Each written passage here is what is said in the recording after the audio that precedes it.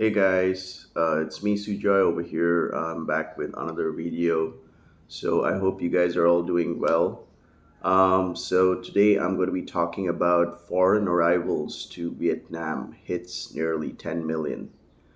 I'm going to be reading it from this news website, which is called as Vietnam News.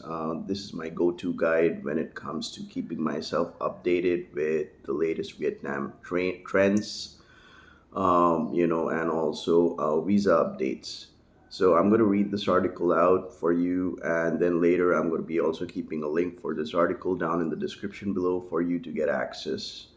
So if you are new to my channel, my name is Sujoy. I've been living here in Vietnam for over 5 years. I've been an English teacher for 3.5 years.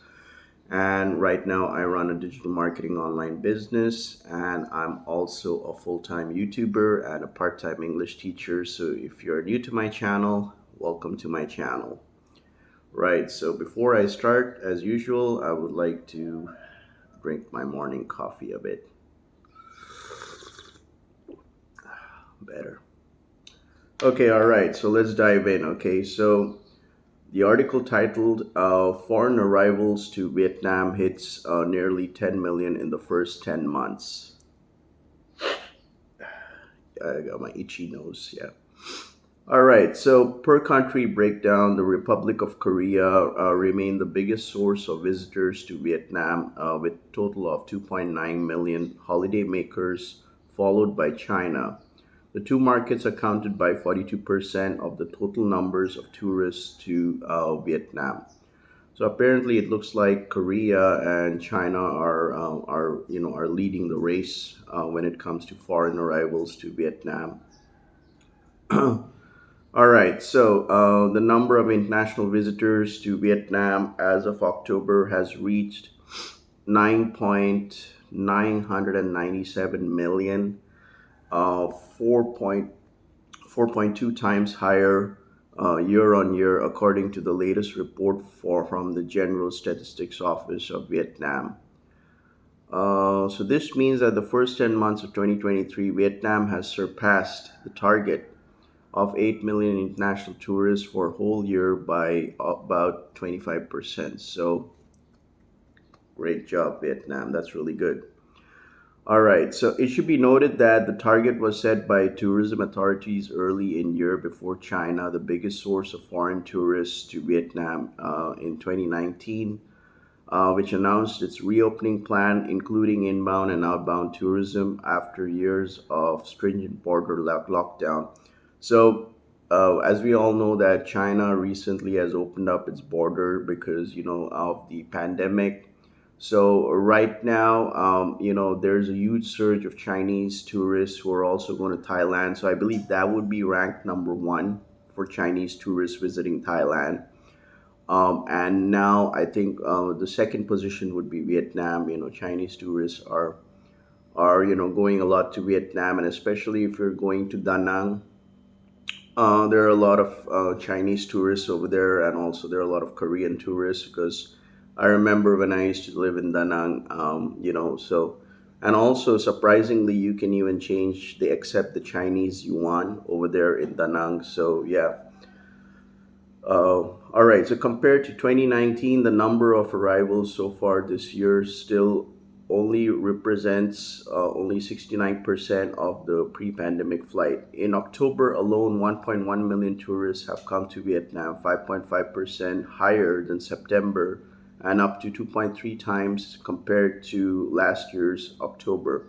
So you remember I told you in one of my old videos that one of my previous videos that when this 90-day visa would come into effect, it would be a game changer. And so you can just go back and check that video from my playlist. But yes, so we can see that due to this visa transformation here in Vietnam, bringing back the 90-day e-visa has definitely supplemented in the rise of tourist foreign arrivals to Vietnam. So I think that's really a good initiative right now. So tourists from Asia continue to lead the pack. That's true. with over 754 million coming to Vietnam in the 10 months, followed by Europe, which is 1.121 million. Then Americans, 747,900. Oceania, which includes actually Australia and New Zealand, 351,500, and Africa, 23,200. All right, so let's go to the juicy parts. In association of the Southeast Asian nations, ASEAN, the top three markets were Thailand with 392,000 visitors, Malaysia with 372,000 visitors, tourists, and Cambodia with 326,000 holidaymakers. So in Europe, if we talk about Europe, like predominantly the three countries with the largest number of visitors who are coming to Vietnam were the UK, France, and Germany.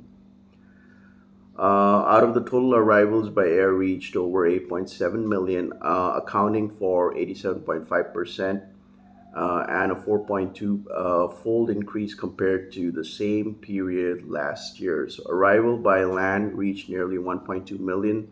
So when I'm talking about arrival by land, I presume it would be the Cambodia, Vietnam, Mok land borders, and even Laos and Vietnam. Um, so 1.2 million accounting for 11.8% and a 4.5 fold increase. Arrivals by sea reached 69,500, accounting for 0.7% and a 93.2 fold increase. The Vietnam National Authority of Tourism attributed the higher than expected number of foreign tourists arrivals to Vietnam to efforts to develop new products, improve service quality, and promotion services. Um, all right, so if the program created opportunities for Vietnam and Korean investors and tourism businesses to meet, explore cooperation, business opportunities. Makes sense. Korea and Vietnam.